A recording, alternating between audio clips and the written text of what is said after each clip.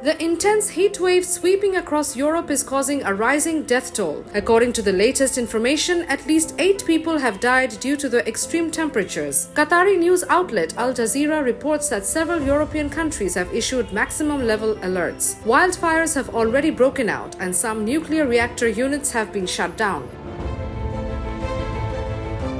The situation is most critical in Spain. Authorities in the Catalonia region have instructed 14,000 people to remain indoors. Local media report that 2 wildfires have ignited in the province of Lleida, one of which has spread near the town of Casco. Fire services reported that on July 2, 2 bodies were recovered from the affected area. Earlier, on July 1, around 40 kilometers of land were burnt in the fires. According to the Spanish administration, 2 more deaths have occurred in the provinces of Extremadura and Córdoba due to the excessive heat. The weather department states that Spain is experiencing one of the hottest Junes in history, with temperatures frequently exceeding 40 degrees Celsius.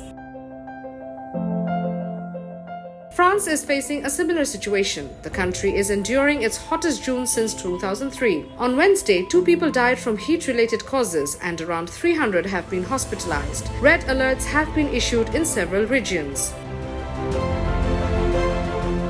Desk report, Bangladesh Guardian.